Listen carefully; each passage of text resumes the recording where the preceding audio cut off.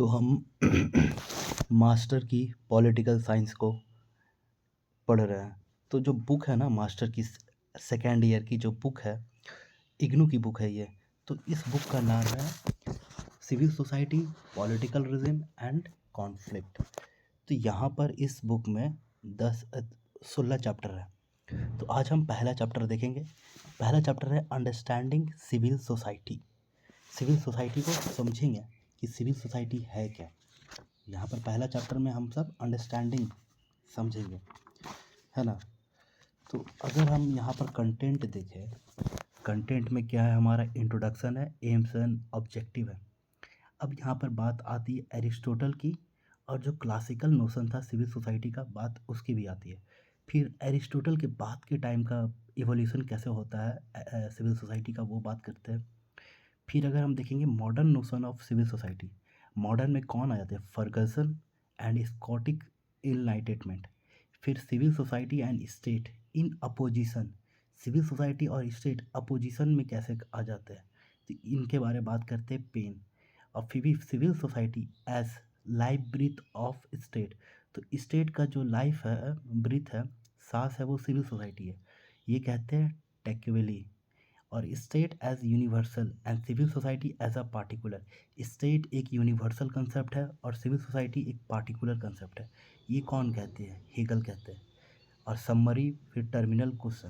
तो अगर हम इंट्रोडक्शन में देखेंगे ना, तो 1750 से लेकर 1850 तक जो सिविल सोसाइटी, ये जो टर्म है, ये एमर्ज हुआ एज अ की कंसेप्ट। कहाँ पर, वेस्टर्न पॉलिटिकल थॉट में ये जो टर्म है ये एमर्ज होता है, सिविल सोसाइटी 1750 से 1850 तक। टिल देन, तब तक की सिविल सोसाइटी को कहा जाता था केओनिया, पॉलिटिक, सिविल्स, सोसाइटिक, सिवाइल, फिर बर्गेलाइज, फिर गैसल चैप्ट, सिविल सोसाइटी, सोसाइटा सिविल। इसे यूज़ किया जाता था अलग अलग टर्म्स में स्टेट के साथ। और स्टेट को क्या, पॉलिस, सिवितास, इटाट, सतात, स्टेट, स्टैटो, है ना। अब जो मेंबर रहते थे सिविल सोसाइटी के, जो भी मेंबर होते थे सिविल सोसाइटी के, वो सिटीज़न भी रहते थे स्टेट के। और स्टेट के अगर वो सिटीज़न है तो वो अ, उसी तरह एक्ट करेंगे जो उनका लॉ कहता है, विदाउट हार्मिंग अदर सिटीजन, है ना। और जो परसेप्शंस रहा है 18th सेंचुरी के मिडिल तक, जैसे कि ब्रिटेन, फ्रांस एंड जर्मनी में, तो स्टेट के एक्शन को लिमिट किया गया है। अब अगर हम कंसेप्ट को अगर इंट्रोड्यूस करें, तो मॉडर्न यूरोपियन पॉलिटिकल फिलॉसफी, जो कि लैटिन ट्रांसलेशन है, एरिस्टोटलियन ग्रीक टर्म है। एरिस्टोटलियन ग्रीक टर्म है क्या, पॉलिटिक की कोइनोनिया, which for Aristotle is the ethical political community of free and equal citizen in ruling and being ruled under legally defined system of public procedure and share value। तो Aristotle जो थे, उनके हिसाब से क्या था सिविल सोसाइटी, उनके हिसाब से था एक ethical political community of free and equal citizen रहेंगे, वहाँ पर रूल होगा। और वो कोई रूल जो होगा वो किया जाएगा एक लीगली डिफाइंड सिस्टम के अंतर्गत रूल किया जाएगा। और जो रीड है, according to Riede, RIEDE, Riede 1975 में इन्होंने एक टर्म को रेफर किया, term since come to refer to very different organization of the sphere regulated by public law। Public law हो गया, जो public law, state politics, dualistic structure of prince and country, society of order within absolute state. तो ये कुछ state के feature बताए कि state जो होगा वो रेगुलेट होगा पब्लिक लॉ के द्वारा, वहाँ पर ड्यूअलिस्टिक स्ट्रक्चर होगा प्रिंस का और कंट्री का, सोसाइटी का भी ऑर्डर होगा, और सब कुछ एक एब्सोल्यूट स्टेट के अंदर रहेगा। जबकि एरिस्टोटल जो थे, उन्होंने आइडेंटिफाई किया political and civil, Aristotle identification of political and civil was maintain until the 18th century. Civil society as a concept of civil society, एक कैसा कंसेप्ट है, एक डेमोक्रेटिक रिवॉल्यूशन का कंसेप्ट आता है। डेमोक्रेटिक रिवॉल्यूशन का कंसेप्ट आता है, ठीक ना? और ये क्या करता है, ये किसके खिलाफ है, ये जो स्टेट का एब्सोल्यूट पावर यूज़ करता है ना, उसके अगेंस्ट में है।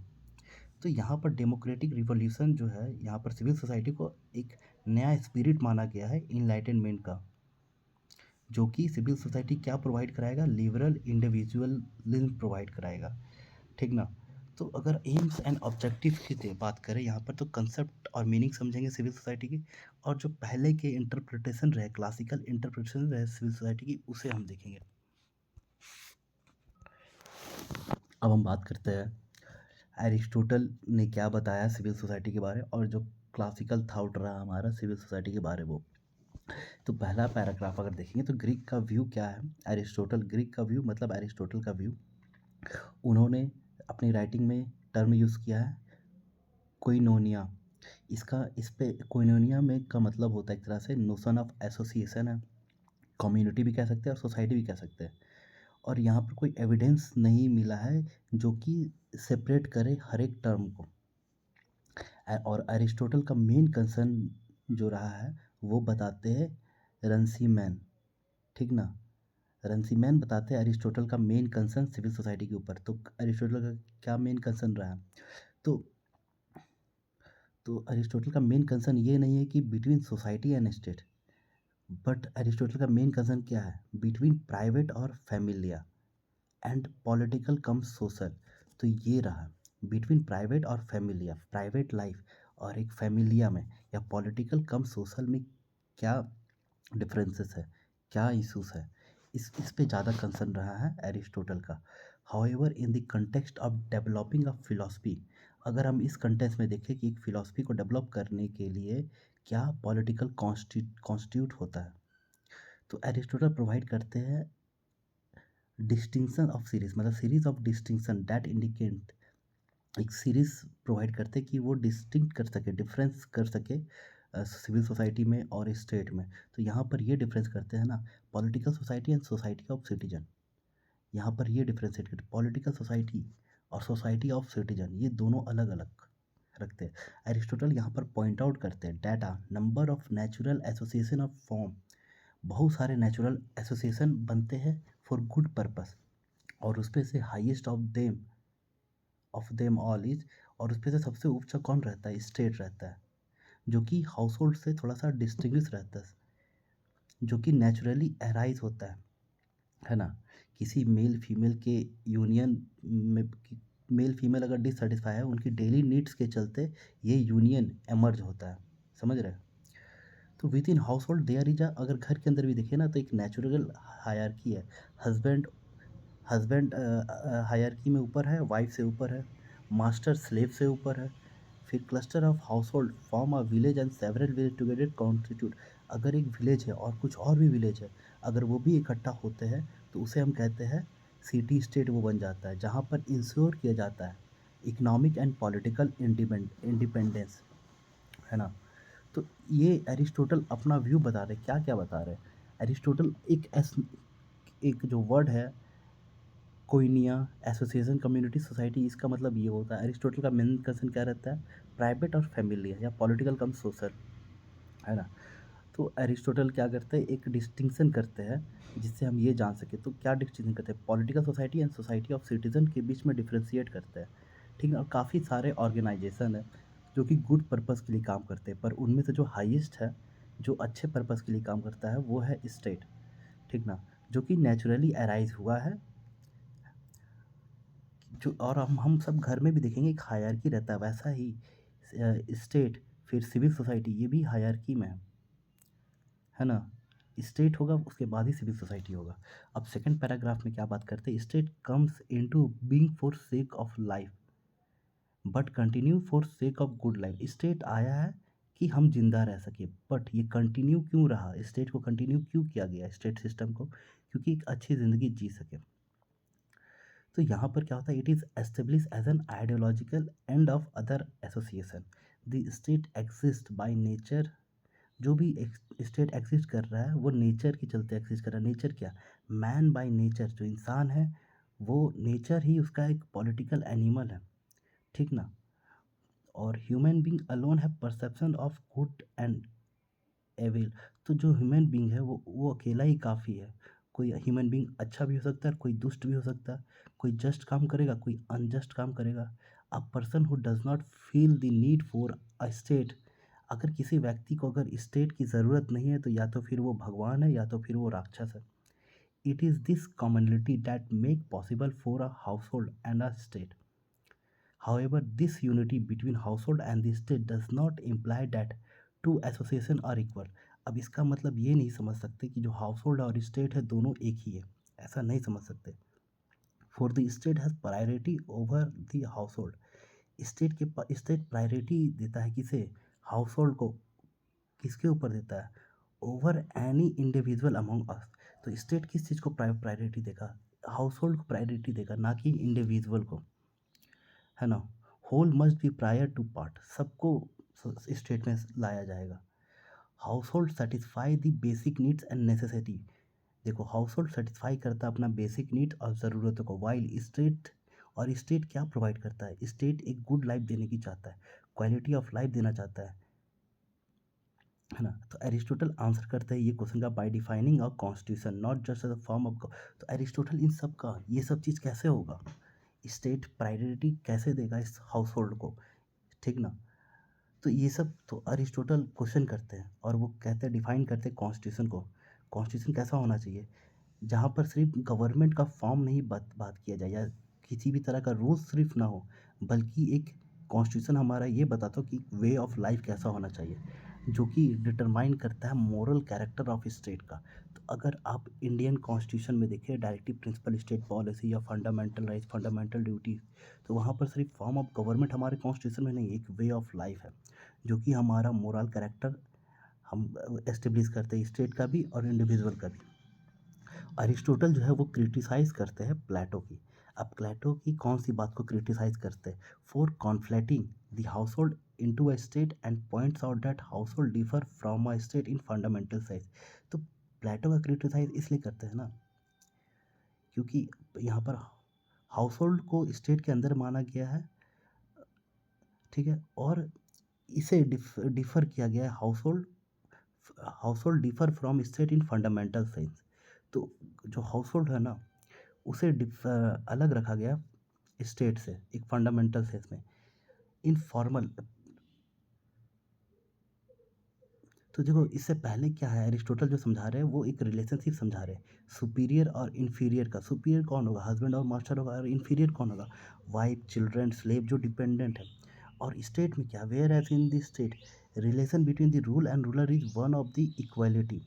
जो रूल कर रहा है और जो रूलर है उस पर क्या होना चाहिए? इक्वलिटी होना चाहिए।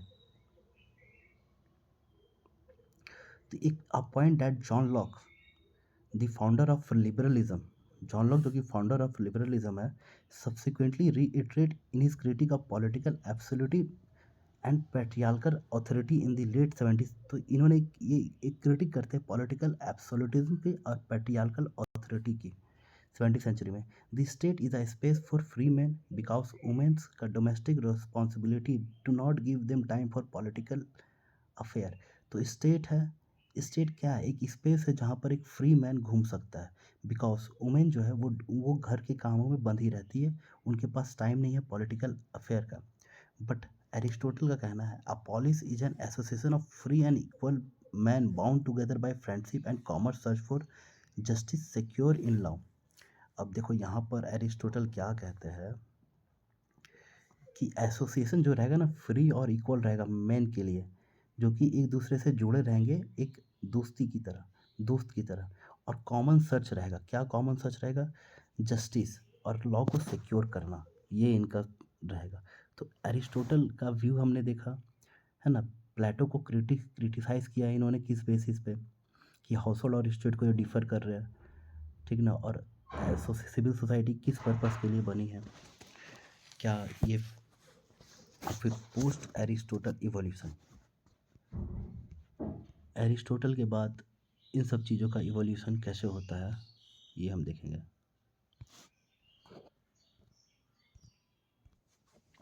देखो, एरिस्टोटल की जो व्यूज़ थी और जो क्लासिकल नोशन था सिविल सोसाइटी में, अभी तक ये कंफ्यूज है कि सिविल सोसाइटी ऊपर है या स्टेट ऊपर है।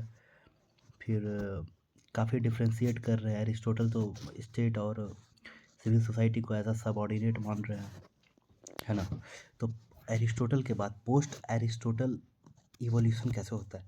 एरिस्टोटल बिलीव करते थे सिर्फ बैलेंसिंग दी ओलिगार्की। ओलिगार्की हो गया प्रिंसिपल ऑफ इक्वालिटी।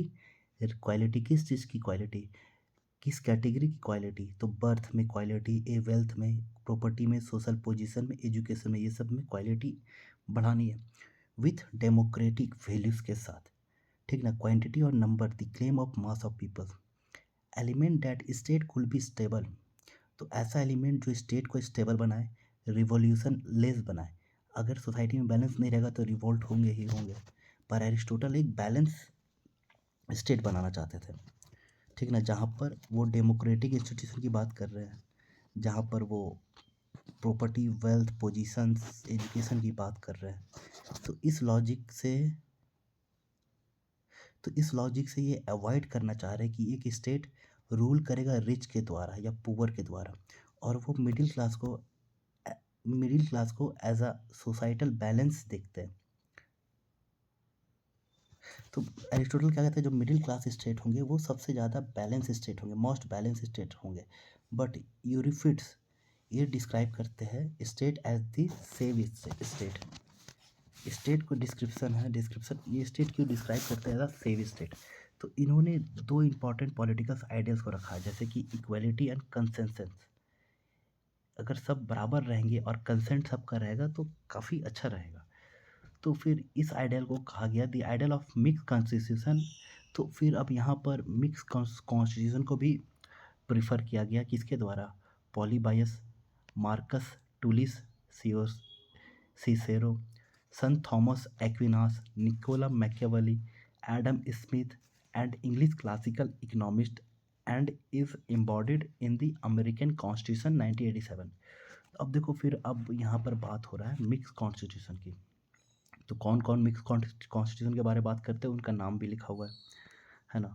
फिर अब है दूसरा पैराग्राफ में पोस्ट एरिस्टोटलियन फेस्ट, एरिस्टोटल के बाद का फेस के बात करते हैं। तो जो स्टोइक थे, स्टोइक एक पर्सनैलिटी, इन्होंने डेवलप किया conception of world citizenship and Roman empire. तो इन्होंने बात किया क्या, वर्ल्ड सिटीजनशिप। अभी तो इंडिविजुअल लेवल पे हो रहा था ना, अभी तो स्मॉल एरिया पे हो रहा था, ठीक ना। स्टेट है, फिर सिविल सोसाइटी आएगी, है ना। अब यहाँ पर बात करा वर्ल्ड सिटीजन, इसका मतलब जो सिविल सोसाइटी होगी वो वर्ल्ड के लिए बनेगी, जैसे WHO हो गया, UNO हो गया। अब देखो कैसे एक्सपेंड कर रहा, अनलाइक ग्रीक की तरह नहीं, जो कि try to unite all human beings under it. The development of Christianity snap the unity that Aristotle emphasized by separating the polis और सिवाट एंड चर्च। स्टेट और चर्च को सेपरेट करते थे एरिस्टोटल। यहाँ पर क्या हो रहा है, चर्च ऑफ इक्लेस क्रिएटिंग इन संत अगस्टाइन डॉक्ट्रिन। संत अगस्टाइन का डॉक्ट्रिन था डुअल सिटीजनशिप, चर्च और स्टेट का। और जो क्रिश्चियनिटी भी कहता है कि सोशल यूनिटी होनी चाहिए, है ना, जो डिवाइनली इंस्पायर है, और जो कॉमनली शेयर स्पिरिचुअल फेलोशिप है, इस पे ये फोकस करते थे। अगस्टाइन को पसंद था कि अगस्टाइन लाइक करते सेरो ने जो डिफाइन किया है civitas as a group of man joining in their agreement about meaning of rights. Cicero ने क्या कहा है कि जो मैन ज्वाइन करते हैं एक दूसरे के साथ और फिर एक एग्रीमेंट करते हैं जहाँ पर राइट्स, अपने अधिकारों को वो रखते हैं, इस चीज़ को अगस्तीन ने सपोर्ट किया। However for Cicero the Roman republic is the expression of आयस, मतलब राइट्स। तो रोमन रिपब्लिक का जो एक्सप्रेशन था वो राइट्स के ऊपर था। और Augustine a community unify by love of God. अब अगस्टाइन इस चीज़ को कहते हैं कि कम्युनिटी होनी चाहिए, मतलब भगवान तो होने ही चाहिए, जिससे सब कोई जुड़े रहे, आस्था बनी रहे, लोग यूनाइट रहे भगवान के नाम पे। By this definitions, only a Christian political community could be a true commonwealth, one that fully implement the indefensible requirement of justice। तो इस सेंस से हमें ये पता चलता है कि क्रिश्चियनिटी जो कम्युनिटी है वही एक ट्रू कॉमनवेल्थ है, जहाँ पर वो जस्टिस को सर्व करेंगे। तो सिर्फ क्रिश्चियनिटी ही ना खुश रह पाएगी, और अदर तो नहीं।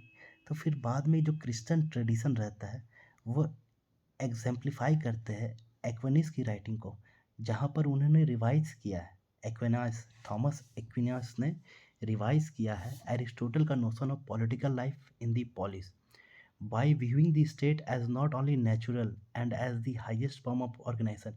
तो देखो एरिस्टोटल ने क्या किया था, स्टेट को हाईएस्ट फॉर्म माना गया था, नेचुरली माना था, पर यहाँ पर एक्विनास ये नहीं कहते। एक्विनास इस चीज़ को सपोर्ट नहीं करते कि स्टेट सिर्फ नेचुरल हो या highest form of organisation, but पर also as existing within and subordinate to the general frame of divine direction of the world। तो अब यहाँ पर एक्वानास क्या कहते हैं कि जो डिवाइन है उसके बाद ही स्टेट आता है। सबसे पहले जो डिवाइन रूल है वो आएगा, फिर आएगा स्टेट आपका। तो यहाँ पर क्या है, community and society is synonyms even in Aquinas just as it is Aristotle. तो यहाँ पर कम्युनिटी और सोसाइटी को एक साथ मिलाया गया है। अब एक और फिलोसफर आते हैं एल्गेहरी दांते। इन्होंने क्या बताया, makes a break with old ideal of unified Christian commonwealth. इन्होंने जो पुराना कंसेप्ट है ना क्रिश्चियन कॉमनवेल्थ का, कि क्रिश्चियनिटी मतलब यूनिटी है गॉड के लिए, उसके बाद ही स्टेट आता है, इन्होंने ये चीज़ तोड़ा है और केयरफुली बैलेंस किया है और कंप्लीट डुअलिज्म पे फोकस किया है, जो कि स्टेट में और चर्च को इंडिपेंडेंट बनाता है एक दूसरे पे, है ना। But necessary ultimate political unit is no longer Christendom but a world state.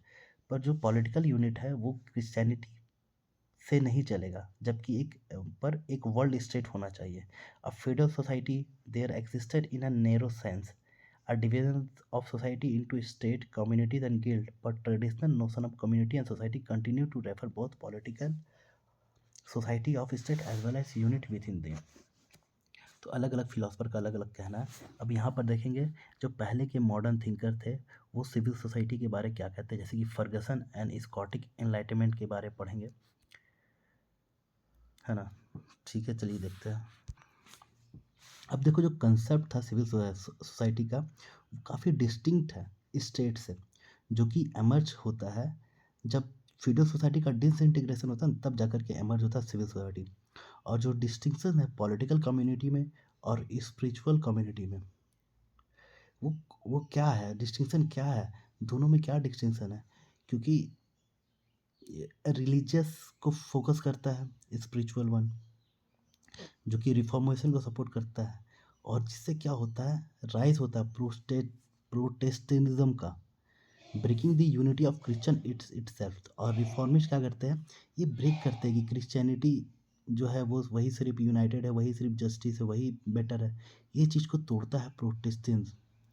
जैसे कि थॉमस हॉफ का नाम आता है, इन्होंने डेमोस्ट्रेट किया था electrical power is not form of rule, command और कोवर्सन, बट फॉर्म, जो इलेक्ट्रिकल पावर होता है वो किसी तरह का रूल नहीं है। जो गॉड का जो मतलब गीता वगैरह जो क्रिश्चियन की बुक होती है वो सिर्फ एक तरह से रूल कमांड और कोवर्सन के बारे बात नहीं है, ठीक ना। ये इस तरह का फॉर्म नहीं है, वो टीचिंग प्रोवाइड करता है और कैसे ज़िंदगी को आगे बढ़ाना है वो प्रोवाइड करता है। Could not claim power over the state.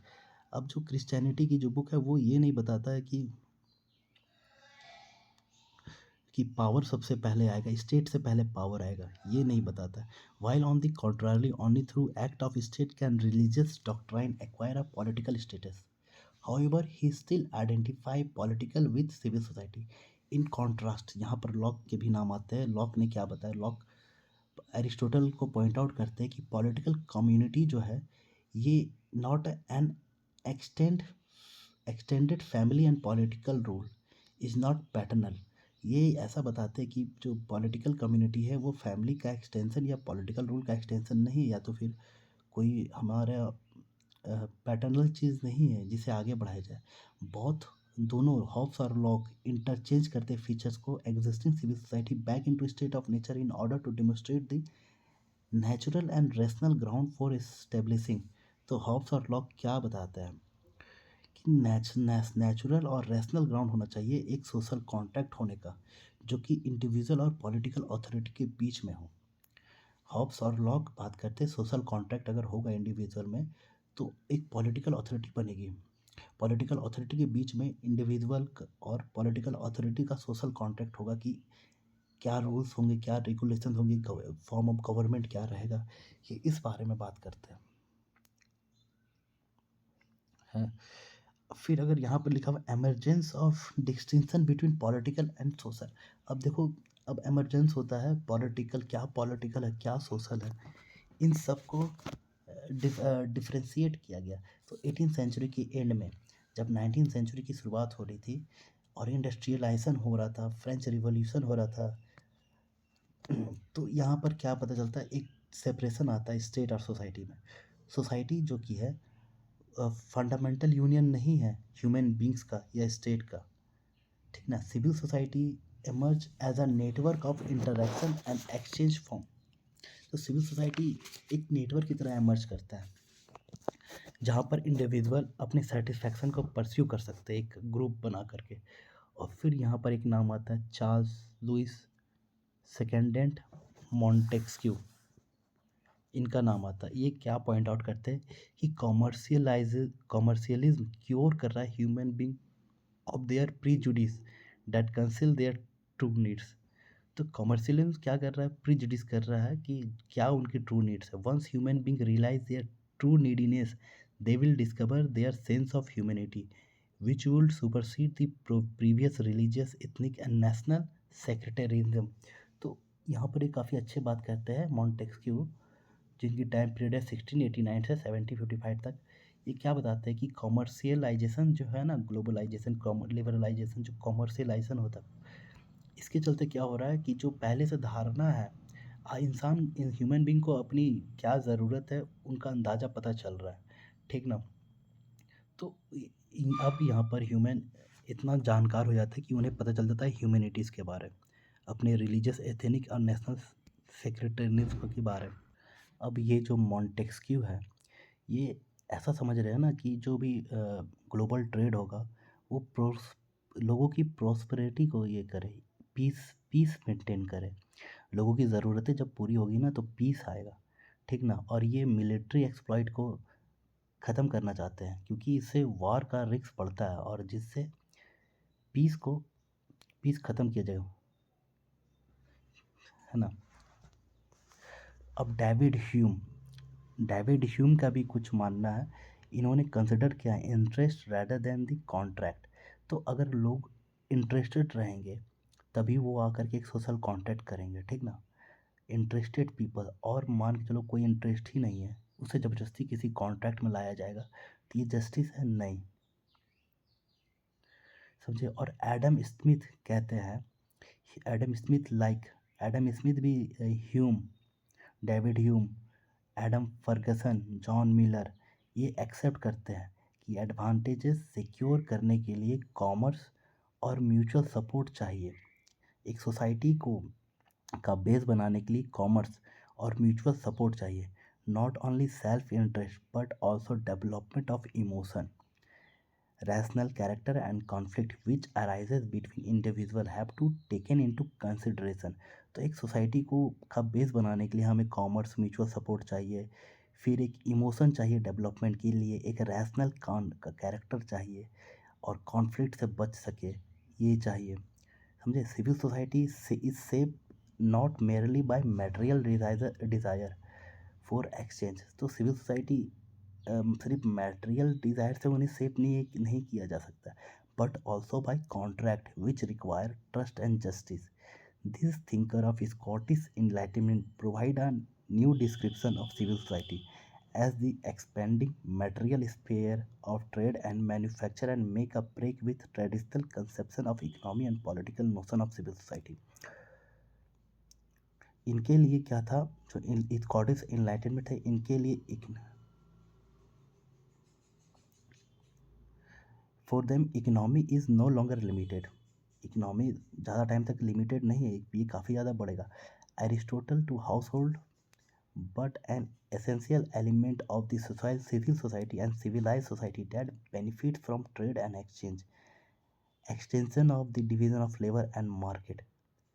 The idea derived from the writing of Marillius of Padua। तो इनसे यह आइडिया लिया जाता है, जिन्होंने मैटेरियल ट्रैंक्विलिटी को पॉसिबल फैक्टर बनाया है सोशल बेनिफिट के लिए या पीस मेंटेन करने के लिए, एक अच्छी लाइफ जीने के लिए इन्होंने मटेरियल चीज़ को और सपोर्ट को, ट्रस्ट जस्टिस को, ये सब चीज़ों को काफ़ी ज़्यादा सपोर्ट किया है। अब अगर हम देखेंगे फर्गसन का फर्गसन का एक बुक है an essay on the history of civil society. ये 1767 में पब्लिश होती है। यहाँ पर बात करते हैं ये स्कॉटिक इनलाइटमेंट की, जो कि प्रोवाइड करता है सिविल सोसाइटी का एनालिसिस करता है। फर्गसन के अकॉर्डिंग क्या होता है, civil society is not a sphere of life. सिर्फ ये ज़िंदगी जीने का स्फेयर नहीं है, बल्कि ये कुछ उससे भी स्टेट कुछ अलग है, स्टेट से अलग है। They are two in fact identical. दो फैक्ट है। Civil society is a kind of political order which protect and policies its mechanical and commercial art, as well as cultural achievement and sense of public spirit by means of regular government, rule of law and strong military defense. देखो ये क्या कहता है, civil society एक तरह का political order है जहाँ पर प्रोटेक्ट किया जाता है, पॉलिश किया जाता है उनके मैकेनिकल और कमर्शियल आर्ट को, और कल्चर को भी वहाँ पर इम्पोर्टेंस दिया जाता है, और एक पब्लिक स्पिरिट बनी रहती है।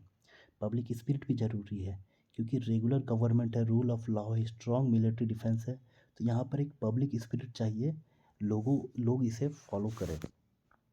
और इन्होंने माना है कि मॉडर्न डिवीज़न जो हुआ है लॉ का, corrupting public spirit, law as corrupting public spirit, a view that unites him with the old tradition of civic humanism. The loss of public spirit diffuses the citizen. अगर public spirit का loss हो जाए तो diffuse कर देता है citizen को, तो फिर वो फिर पावर और गवर्नमेंट पे फिर ट्रस्ट नहीं करते, है ना।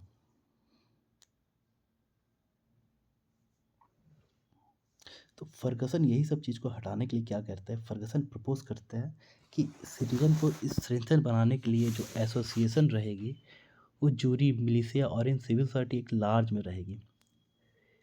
इकोइंग एरिस्टोटल कहते हैं, फर्गसन पॉइंट आउट, मतलब फर्गसन कहते हैं एरिस्टोटल के बारे में point out, human beings act best when they are in social group. ये काफ़ी इंपॉर्टेंट है लाइन, कि ह्यूमन बींग कब सबसे अच्छा व्यवहार करते हैं, जब वो एक सोशल ग्रुप में हो। Under the influence of animated spirit of society human life is the happiest and फ्रेस्ट strength. Interestingly, he presumed public spirited constitutional monarchy as the best. This formulation emphasizes the different realm of state and civil society, but the realm of complementary and not antagonist. However, the subsequent formulations reflect a total negation of his formulation.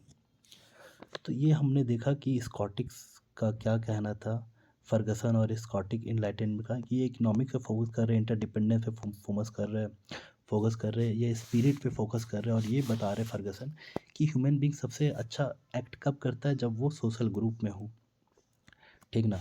अब जो civil society है, civil society और state कैसे opposition में आ जाती है, ये बताते पेन। अब अगर हम ये सिविल सोसाइटी को देखें और स्टेट को देखें पेन के द्वारा, तो सबसे पहले जो मॉडर्न इवोल्यूशन होता है ना, वो इससे पहले जो हमने पढ़ा ना कि फर्गसन का फॉर्मुलेशन को, फर्गसन ने जो भी बताया ना उसे हम फर्स्ट फेज मान रहे हैं, और जो कि सेकेंड फेज शुरुआत होता है थॉमस पेन के बाद से, 1737 से ये सेकेंड फेज शुरुआत होता है पेन से। और ये अगेंस्ट है एडमंड, पॉलेमिक अगेंस्ट एडमंड बुर्क, ये फिलोसफर है, इन्होंने सपोर्ट किया जो राइट्स ऑफ मैन है राइटिंग, और इन्होंने अमेरिकन रिवॉल्यूशन के बारे भी बात की है। इन्होंने कुछ इनोवेटिंग प्रिंसिपल निकाले, जैसे कि natural rights of man, popular sovereignty, right to resist unlawful government, है ना, republican and federal political structure. तो पेन यहाँ से पॉइंट आउट करते हैं कि हमारी जो ज़रूरत है, utmost need to restrict the power of state की पावर को रेस्ट्रिक्ट करना है, किसके फेवर में, सिविल सोसाइटी के फेवर में, जैसा कि हम जानते हैं स्टेट क्या है, एक नेसेसरी इविल है। हमें स्टेट तो चाहिए, भले वो इविल हो, शैतान ही क्यों ना हो, पर स्टेट एक नेसेसरी इविल है। और जबकि सिविल सोसाइटी एक अनक्वालिफाई गुड है, मतलब क्वालिफाई तो नहीं करती है कि गवर्नमेंट फॉर्म कर सके, पर अच्छा है, सोसाइटी के लिए अच्छा है। The more perfect civil society is, the more it regulates is on affair. जितना परफेक्ट सिविल सोसाइटी होगा वो अपने अफेयर को उतना अच्छा संभालेगा। और यहाँ पर एक एक्सेप्शन भी माना गया है कि यूनाइटेड स्टेट को एक एक्सेप्शन माना गया है। तो पेन ने स्टेट किया है कि everywhere crush and barbarise their people, हर एक जगह में क्रश करना या पीपल को ब्राइव करना ये है। डेस्पोटिक गवर्नमेंट का होना, इंडिविजुअल के इनिशिएटिव, या फिर वो सपोर्ट करते हैं पैट्रियार्कल फॉर्म ऑफ पावर, घर के अंदर ही पैट्रियार्कल फॉर्म को सपोर्ट करते हैं। और इंस्टीट्यूट मतलब सपोर्ट करते हैं क्लास डिवीज़न को within society through excessive rate of taxation, है ना। Paine think that reduction of state power to a minimum would encourage the formation of international confederation of nationally dependent and peacefully interacting civil society। अब जो government है वो क्या करती है, वो ज़्यादा टैक्स लेती है लोगों से, फिर पेट्रियार्की जो घर के अंदर रहता है उसे भी वो सपोर्ट करते हैं, ठीक ना। तो ये चाहते हैं कि जो स्टेट का जो पावर को कम किया जाए और इनकरेज किया जाए इंटरनेशनल कन्फेडरेशन, इंटरनेशनल कंट्रीज एक दूसरे के साथ मिले और वो नेशनली इंडिपेंडेंट रहे और पीसफुल इंटरेक्ट करे एक दूसरे से। और ये कौन काम करेगा, ये काम करेगा सिविल सोसाइटी करेगी ये काम।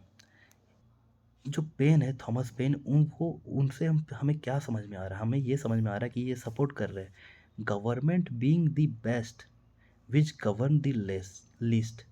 तो वही गवर्नमेंट सबसे अच्छा है जो गवर्न करता है, काफ़ी कम एरिया में गवर्न करता है, काफ़ी कम कुछ बचा रहता है इसे गवर्न करने के लिए, बाकी ज़्यादातर काम सिविल सोसाइटी कर दे रही है। तो इस गवर्नमेंट को पेन अच्छा बताते हैं। The nationally sovereign state would be a mere elected manager and guarantor of universal peace, civilization and commerce। अब जो सोवरेन स्टेट रहता है जहाँ पर एक इलेक्ट करते हैं हम सब अपने रिप्रेजेंटेटिव को, वो सिर्फ गारंटर बन सकते हैं यूनिवर्सल पीस का, सिविलाइजेशन का, कॉमर्स का। He is convinced that limited state guided by civil society cemented by ties of reciprocal interest and mutual affection makes it possible for global order and harmony. Paine ये convince करते हैं ना कि जो limited, अगर limited government रहेगी और limited government को गाइड किया जाएगा ऐसा सिविल सोसाइटी के द्वारा, क्योंकि सिविल सोसाइटी जो है ना वो रेसिप्रोकल इंटरेस्ट पे काम करती है। जैसे कि एक हाथ से देना एक हाथ से लेना, अगर हम आपको पीस दे रहे हैं तो आप हमें हमारी ज़रूरत की चीज़ों को दीजिए, ठीक ना। रेसिप्रोकल रहता है और म्यूचुअल अफेक्शन रहता है, इससे क्या होगा, ग्लोबल ऑर्डर में पीस और हार्मनी आएगी। और सिविल सोसाइटी थ्राइव करती है, मतलब आगे बढ़ती है एक कॉमन इंटरेस्ट के साथ आगे बढ़ती है। और चूँकि कॉमन इंटरेस्ट ज़्यादा पावरफुल होता है एक पॉजिटिव लॉ से, ठीक ना। Individual interact with other in spontaneously enabling them to form interlocking self-sufficient social whole free from conflict, है ना, free from conflict। And if state everywhere were built upon this natural social base, then existing inequality, aggression and bondage among individual and group will disappear। अगर इस तरह से civil society काम करेगी तो जो इनइक्वालिटी है, एग्रेशन है, जो बॉन्डेज बना हुआ है स्लेव का, वो ख़त्म हो जाएगा। A cordial union of civil society would replace social division and political unrest. अगर एक कोर्डियल यूनियन बनाया जाएगा सिविल सोसाइटी का तो वो क्या रिप्लेस करेगी, सोशल डिवीज़न, सोसाइटी में जो डिवीज़न है और जो पॉलिटिकल अनरेस्ट है उसे वो डिसअपेयर करेगी। पेन पॉइंट आउट करते हैं पॉजिटिव एस्पेक्ट, किस चीज़ की पॉजिटिव एस्पेक्ट को पॉइंट आउट करते हैं, अमेरिकन रिवॉल्यूशन की। वो रिपीटेडली एम्फसाइज देते हैं किस चीज़ पे, रजिस्ट करते हैं, किस चीज़ पे जोर देते हैं कि स्टेट की पावर को कम करने पे वो ज़्यादा फोकस करते हैं।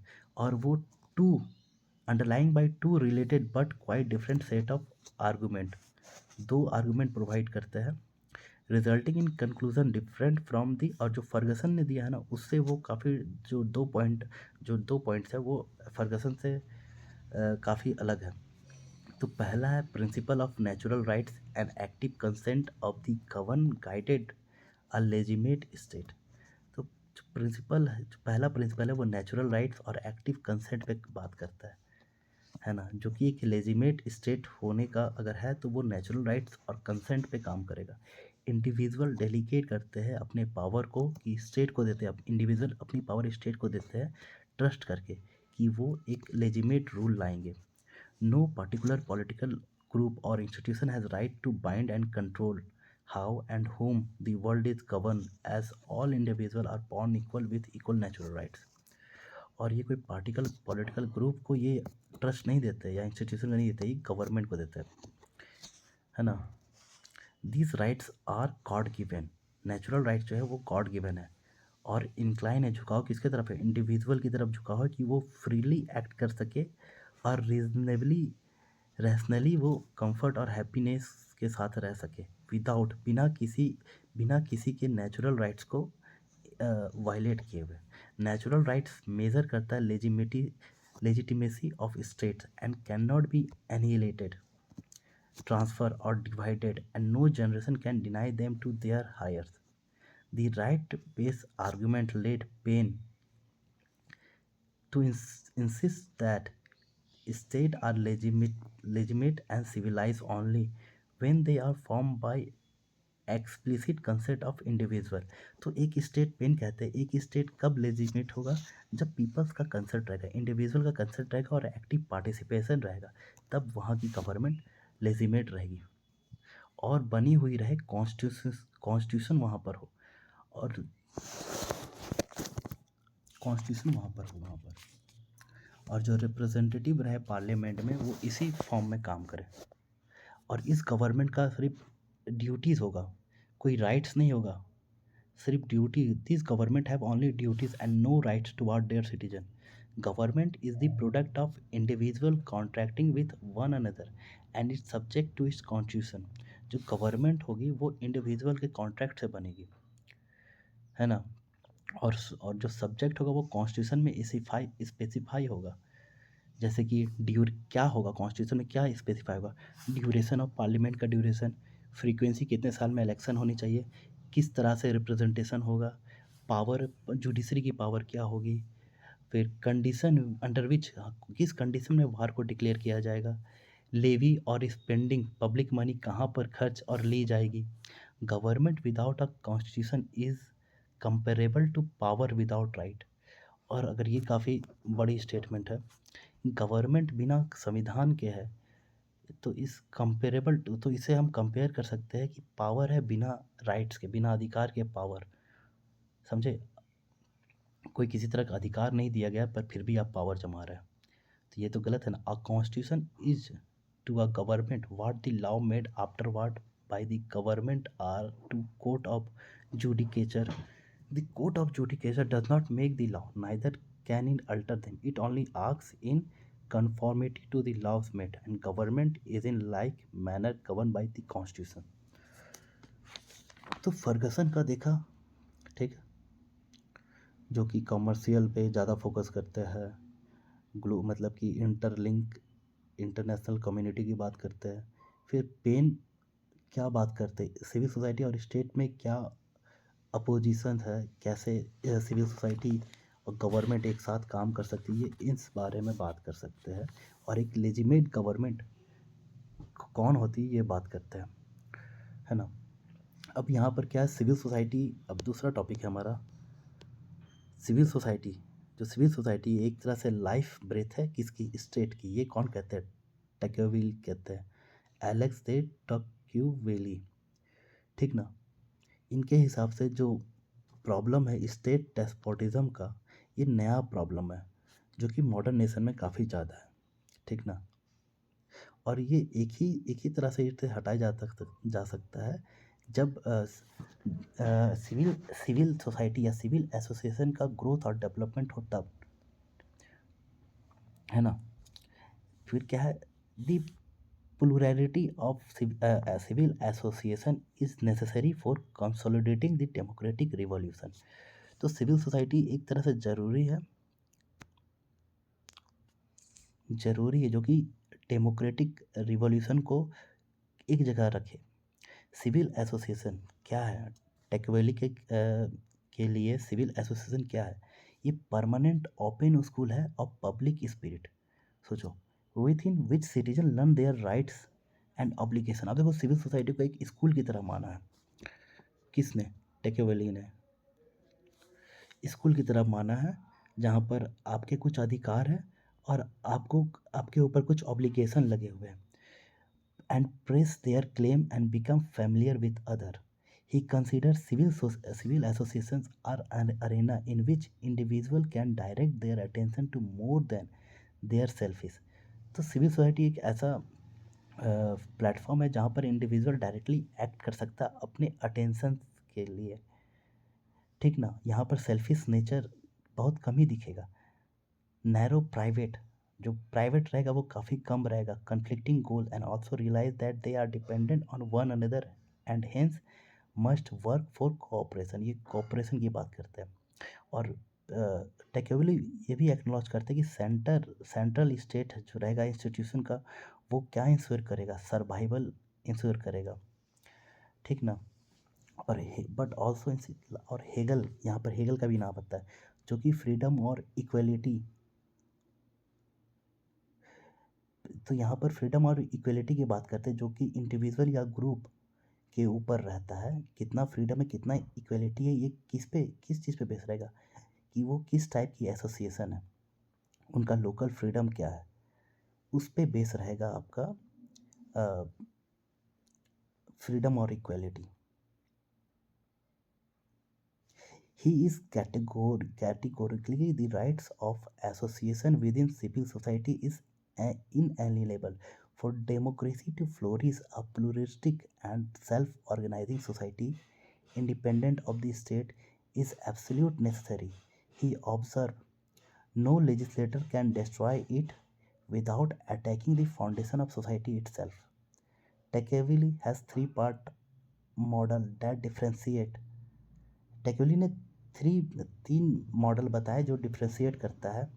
पहला हो गया unsystematically between a civil society of economic and cultural association and public, a political society of local, provincial and national assembly and the administrative apparatus of the society. तो अगर अनसिस्टमेटिकली कोई भी चीज़ रहेगा तो वो बेनिफिट्स नहीं पहुंचाएगा हमें। तो सिविल सोसाइटी जो रहती है बिटवीन अ सिविल सोसाइटी और कल्चरल एसोसिएशन और पब्लिक के बीच में बहुत सारे रिलेशन रहते हैं। पॉलिटिकल सोसाइटी रहती है लोकल्स की, प्रोविंशियल की, और नेशनल असेंबली भी रहती है, और एडमिनिस्ट्रेशन भी यहाँ पर रहता है। ये तीन चीज़ की बात करते हैं टेक्नोलॉजी। तो ये सिविल सोसाइटी को एज अ स्कूल देखते हैं जहाँ पर राइट्स और ऑब्लिगेशन कुछ रहते हैं। यहाँ पर अब हमारा है state as universal and civil society as a particular, ऐसा हेगल कहते हैं। क्योंकि state as a universal concept है, स्टेट सबसे ऊपर है और सिविल सोसाइटी एक पार्टिकुलर है ना? ये तो यहाँ पर अब हम ये पढ़ेंगे। अब ये जो फर्स्ट पैराग्राफ बताता है ना, state as a universal and civil society as a particular, ये हेगल बात करते हैं। तो फर्स्ट पैरा बताता है आपका कि ये तो मॉडर्न कंसेप्ट है, और मैनफ्रेड रेडल जो कि देखते हैं हेगल का जो नोशन ऑफ सिविल सोसाइटी था उसको मैनफ्रेड रेडल देखते हैं। ठीक ना? और वो देख के क्या बताता है, मतलब पढ़ करके, कि जो इनका जो काफ़ी इनोवेटिव पॉलिटिकल फिलॉसफी रहा है, और इसे हम कंपेयर कर सकते हैं बोदिन का कंसेप्ट ऑफ सोवरेनिटी और रोसो का नोशन ऑफ जनरल विल। तो जो मैनफ्रेड रेडल है ना, वो दो लोगों से रिलेट करते हैं हेगल को। एक बॉदिन से जिनका कंसेप्ट था सोवरेनिटी का, और रोसो का जिनका कंसेप्ट था जनरल विल का है। तो हेगल क्या ड्रू करते हैं? बर्गलिच और ग्लेसेफ्ट, ये कंसेप्ट है, पॉलिटिकल फिलॉसफी कंसेप्ट है, इसे ये साथ में लाते हैं, है ना? साथ में लाते हैं। तो एरिस्टोटल के हिसाब से क्या था? एरिस्टोटल के हिसाब से था कोइनोनिया पॉलिटिक। बॉदिन के हिसाब से क्या था? मेलेंचोटन्स का, या तो फिर उल्फ का सोसाइटीज़।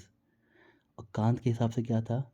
बर्गलिच गैलेसकाफ्ट, तो ये क्या करते हैं हेगल, ये तीनों को दोनों को मिलाते हैं, गेलेफ्सेप्ट और बॉदिन का कंसेप्ट ऑफ सॉवरेनिटी, ठीक ना, और रोसो का जनरल विल का कंसेप्ट को ये एक साथ मिलाते हैं। तो हेगल से पहले ऐसा माना, मतलब कि टू दिस एक्सटेंट वन में वेल से डेट, कोई ऐसा कह भी सकता है कि हेगल से पहले सिविल सोसाइटी मॉडर्न सेंस में एग्जिस्ट ही नहीं करता था, क्योंकि यहाँ पर सोवरेनिटी की बात अभी तक हमने सिविल सोसाइटी ने नहीं की, है ना, सोवरेनिटी की जनरल विल की भी बात नहीं की।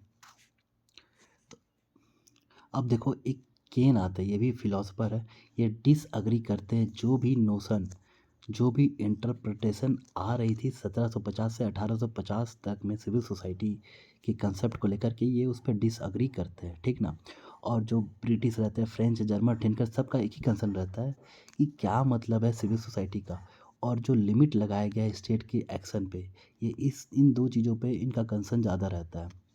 तो पहले के मॉडर्न जर्मन जो थे वो डिस्कशन करते थे स्कोप और पावर किस चीज़ का, स्टेट का, when view comparatively was the least receptive to be democratic political implication of new distinction between civil society and state।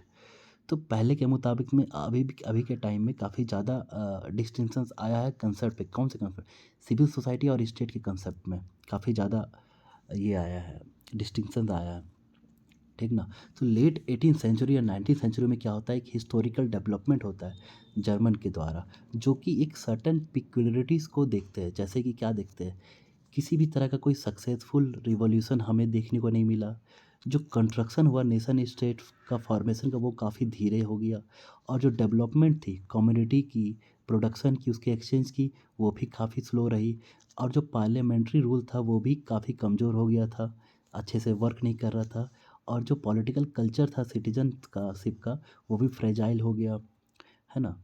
तो इन सब चीज़ों के बारे वो मतलब कंसर्न रहता है उनका। तो अब फिर हीगल क्या स्ट्रेस करते हैं यहाँ पर, हीगल स्ट्रेस करते हैं किन बातों को, हीगल ज़्यादा फोकस करते हैं, हीगल किस चीज़ पे स्ट्रेस देते हैं, ये प्रो स्टेट को प्रॉपर और सिविल सोसाइटी को दो अलग चीज़ मानते हैं। तो इन्होंने सिविल सोसाइटी के बारे कहा है कि सिविल सोसाइटी जो है एक सिस्टम ऑफ नीड्स की तरह है, ये एक सिस्टम है जो ज़रूरतें पूरी करता है, एंड पूरा का पूरा ये प्राइवेट इंडिविजुअल के द्वारा ये बनाया गया है, with gradual freeing of the third state. The civil society came to be regarded as bourgeois society. Civil society को एक तरह से बोर्जियस सोसाइटी माना गया, मतलब एलाइड क्लास का, जिसपे एक सोसाइटी ऑफ प्राइवेट सोसाइटी है, ये फ्री है, इक्वल है, यहाँ पर इंडिविजुअल इक्वल रहते हैं और इनके पास प्रॉपर्टी रहती है, बट यहाँ पर किसी भी तरह का डोमिनेशन नहीं रहता एक ग्रुप का दूसरे ग्रुप पे।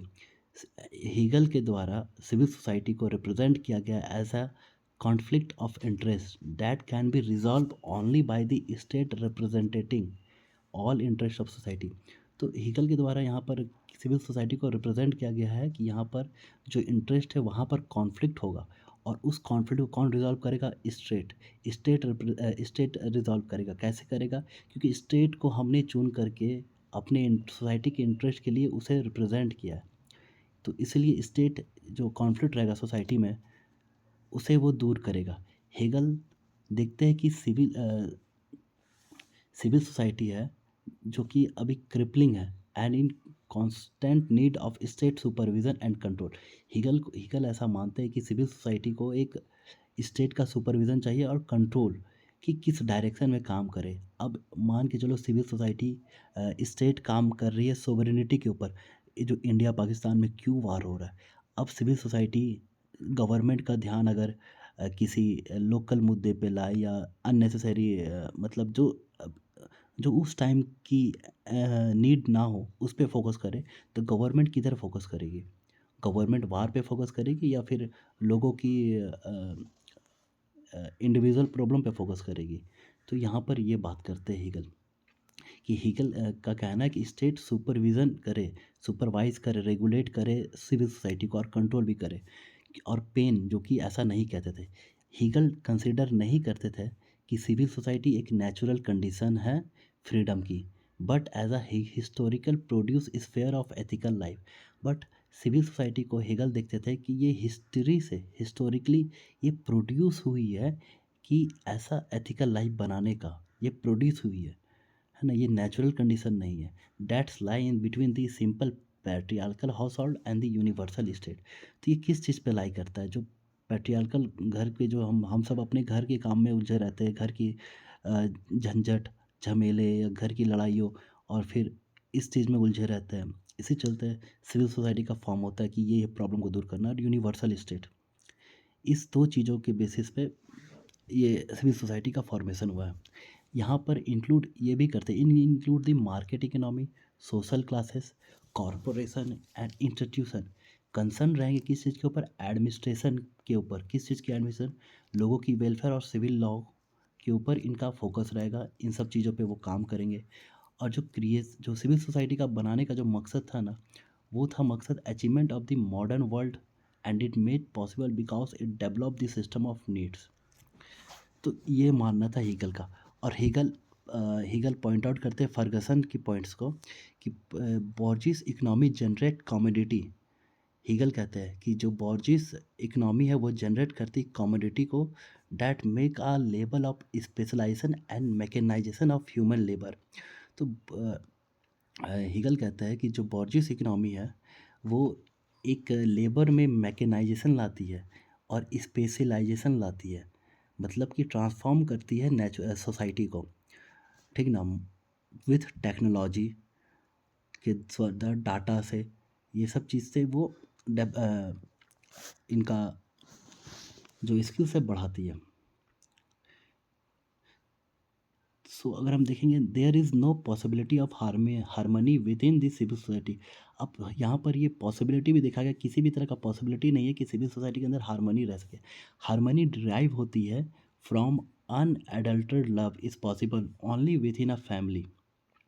Relationship within civil society are tenuous and at time of bordering on a serious conflict due to class division leading to restlessness. Hegel recognized a variety of classes or class fragment: civil servant, landowner, peasantry, intellectual, lawyers, doctor, and clergyman. But the moving principle of civil society is primarily in the burger stand, है ना। Much of Hegel's analysis is similar to that Ferguson. अब यहाँ पर देख सकते हैं similar attitude जो रहा है, थॉट रहा है किस पे, दोनों में, हीगल और फर्गसन में। The class of worker in which Hegel include the worker also is defined by selfish individual. अब जो बोर्गिस क्लास है ना, जो हीगल इस पे वर्कर को भी इंक्लूड करते हैं। अब जो मास्टर और स्लेव, अब मास्टर जो रहेगा वो सेल्फिश रहेगा, तो उसका वो स्लेव को ज़्यादा तो प्रॉफिट होगा नहीं। Burgher class depend on the corporation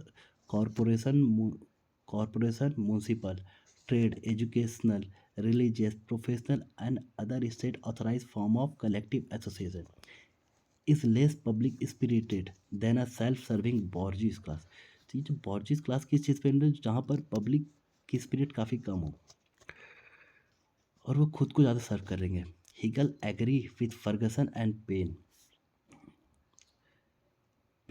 that modern civil society is a complex system of transacting individual whose livelihood, legal status, and happiness are interwoven. But it is this universal selfishness, and on this point, reject Ferguson का trust in citizenship and Paine's का belief in natural sociability that turn the civil society into blind, unstable field of economic competition among private non-citizen। अब यहाँ पर क्या किया, कमी निकाला Hegel ने। सिविल सोसाइटी एक तरह से ब्लाइंड है, अनस्टेबल फील्ड है, जहाँ पर रिजॉल्व अनस्टेबल है, जहाँ पर सिर्फ इकोनॉमिक कंपटीशन होता है किसके बीच में, private non citizen. Hence the civil society is unable to resolve its inherent conflict and overcome particularity and can remain civil only if ordered politically by the state. The state may intervene in the society to remedy its injustice and inequality. For instance, the domination of one or more classes by another, the pauperization of whole group or the establishment of oligarchy। अब देखो civil society fail कर गई है क्योंकि वहाँ पर injustice काफ़ी ज़्यादा हो गया, इनइक्वालिटी भी आ गई है, तो गवर्नमेंट को इंटरवेन करना पड़ेगा। है ना।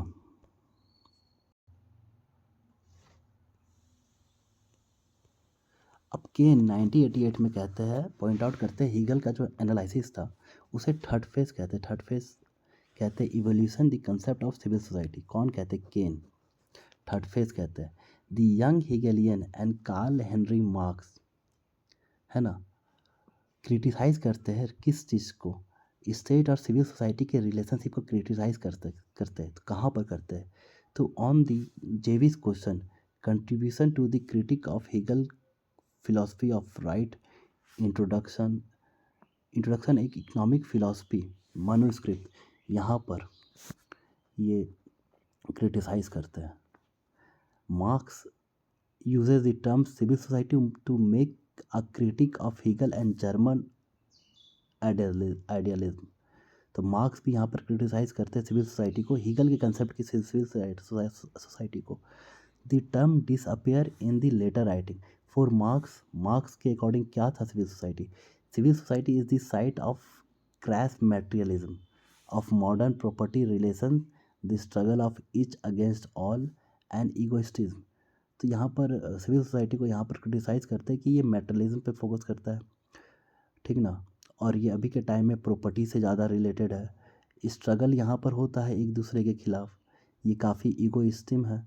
सिविल सोसाइटी ये ही और मार्क्स ऐसा सिविल सोसाइटी चाहते हैं arises from the destruction of middle society. इनका कहना है कि जो सिविल सोसाइटी एमर्ज होता है वो मेडिएवल सोसाइटी के डिस्ट्रक्शंस के बाद शुरू होता है। In the medieval society, individual was part of different society such as guild or या state, each of which has a political role and hence there was no need for a civil realm. With the breakdown of this partial society, individual become all important, thus giving an impetus to rise of civil society।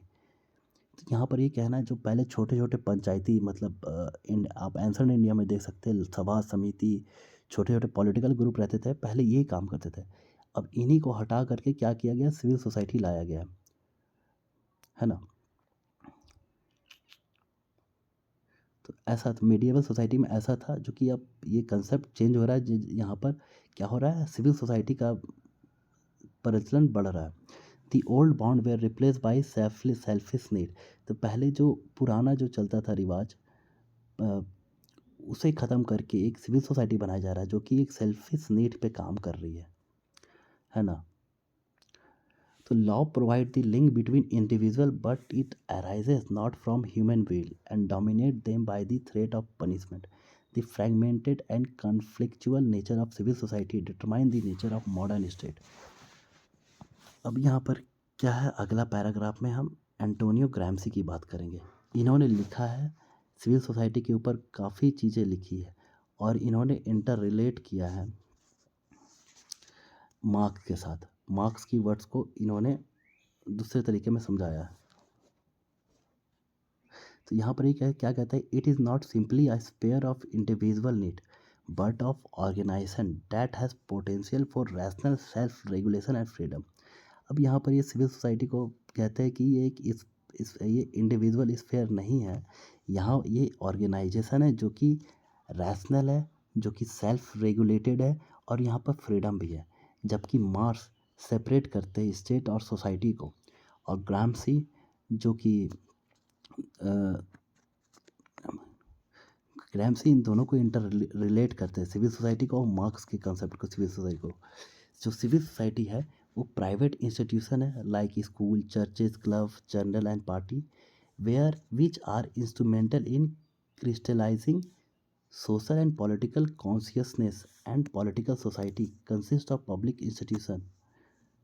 तो यहाँ ये जो Gramsci का कहना है कि जो civil society है एक प्राइवेट इंस्टीट्यूशन है, स्कूल की तरह, चर्च की तरह, क्लब की तरह, जर्नल की तरह, जहाँ पर सोशल और पॉलिटिकल वे में कॉन्शियसनेस बढ़ता है सोसाइटी का, पब्लिक का, है ना। और जो पॉलिटिकल सोसाइटी है जो कि जहाँ पर पब्लिक पॉलिटिकल सोसाइटी है जो कि पब्लिक इंस्टीट्यूशन में भी आती है, जैसे कि government, court, police, army, direct domination, यहाँ पर डायरेक्ट डोमिनेट करते हैं और सिविल सोसाइटी में इनडायरेक्टली डोमिनेट किया जाता है गवर्नमेंट के ऊपर, ठीक ना। It is in the civil society that intellectual play an important role by creating hegemony. अब जो इंटेलेक्चुअल होते हैं सिविल सोसाइटी में, उनका एक रोल काफ़ी बड़ा होता है। वो वहाँ पर हेजेमनी पावर इस्टेब्लिश करते हैं। Hegemony is a successfully created by intellectual then the ruling class by controlling the apparatus of civil society, and if they fail then the rules is through coercion. Unlike Marx, who places total emphasis on economic relations for Gramsci, it is the superstructure that is important. The hegemony of the dominant class is exercised through the civil society culturally, not through coercion. तो जो civil society में जो hegemony दिखाया जाता है ना, वो एक तरह से यूज़ किया जाता है, सिविल सोसाइटी के द्वारा यूज़ किया जाता है, ठीक ना। और जो सिविल सोसाइटी में जो इंटेलेक्चुअल पीपल रहते हैं, उनकी पकड़ ज़्यादा होती है।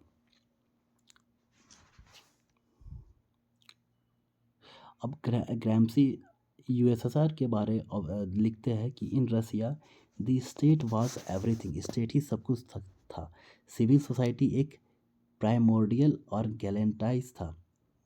in the west there was a proper relationship between state and civil society, and when the state trembled, a study structure of civil society what at once revealed. The state was only outer ditch behind which there stood a powerful system of fortress and earthwork. तो waste में क्या था, civil society, state तो एक outline map था, उसके बीच में civil society काम कर रही गवर्नमेंट का। और वेस्ट में क्या है, list, government act list is the best form of government. जो है गवर्नमेंट कम काम, मतलब कम चीज़ों पे फोकस करती है और ज़्यादातर चीज़ें सिविल सोसाइटी पे छोड़ती है, वो बेस्ट फॉर्म ऑफ गवर्नमेंट है। तो यहाँ पर ये है। अब जो कंसेप्ट है सिविल सोसाइटी का, वो रीअपियर होता है न्यू मार्क्सिस्ट के टाइम में, न्यू मार्क्स के बाद में।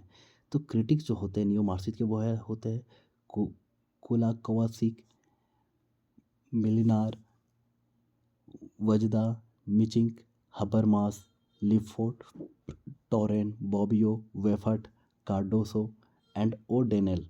ये सब मार्क्स के बाद आते हैं, तो इन्हें क्या कहा जाता है, न्यू मार्क्सिस्ट। ये क्या करते हैं, ये सोशलिस्ट ऑथोरिटेरियन की बात करते हैं, ये कंसेप्चुअल ओरिजिन की बात करते हैं, origin of communist totalitarianism in the young Marx demand to overcome the distinction between the state and civil society. The separation of civil society from the state makes a decisive break from the Greco-Roman conception that regards civil society as a bound up with state. तो marks USSR में क्या होता है कि distinguish मतलब civil society और state को separate रखा जाता है ना। Hegel's account of civil society and state is also rejected by August Mary Frankie's comment. तो ये जो फिलोसोफर रहते हैं अगस्त मैरी फ्रांसिस कॉमेट, ये भी रिजेक्ट करते हैं हेगल की सिविल सोसाइटी को कंसेप्ट, और ये चाहते हैं कि एस्टेब्लिश करे एक सेपरेट डिसिप्लिन जो कि सोशियोलॉजी पे बेस्ड हो, जो कि पॉजिटिव साइंस पे बेस्ड हो। Sociology analyse social dynamics and social static, with the first deliberating on general law of social development and second anatomy of society. Mutual interaction होना चाहिए between its constituent, common view of interconnectedness होना चाहिए। देखो, अगर हम इन सबको पूरा revise करें ना एक बार में, तो इतना आप समझ लो, इंट्रोडक्शन आपने देख लिया, सिविल सोसाइटी और स्टेट क्यों ज़रूरी है, ठीक ना। अब एरिस्टोटल का कहना क्या था सिविल सोसाइटी के बारे में, एरिस्टोटल का कहना क्या था,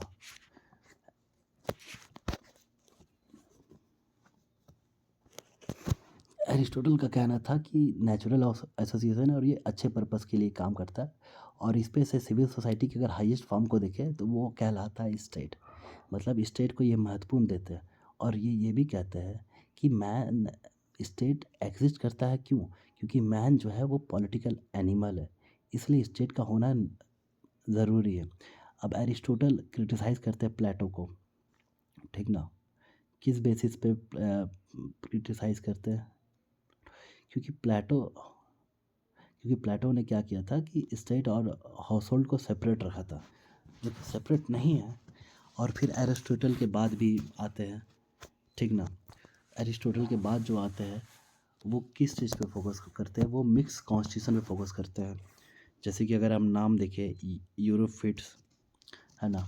फिर अगर यूरोफिट्स की बात देखें, संत अगस्तीन आते हैं जो क्रिश्चियनिटी और डिवाइन रूल के बारे बात करते हैं, है ना। फिर थॉमस एक्विनास आते हैं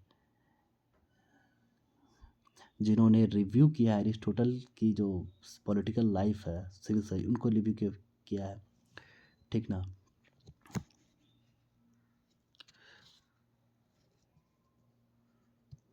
और फिर एलिगेरी दांते ये भी आते हैं जिन्होंने पुराने ओल्ड ओल्ड आइडियल्स को ब्रेक किया है और ये कहा बैलेंस लाने के लिए स्टेट और चर्च में, जो कि इंडिपेंडेंट है एक दूसरे के।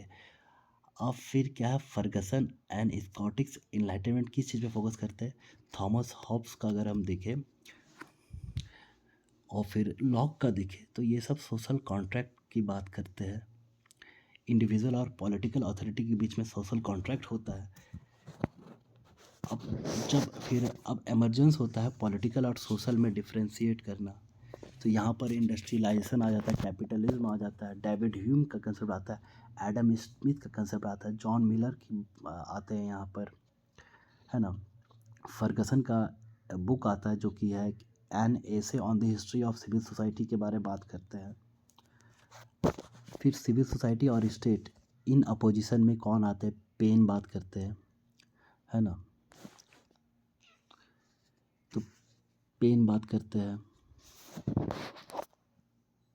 तो पेन ही कहते हैं government being the best which govern the list, समझ रहे हो।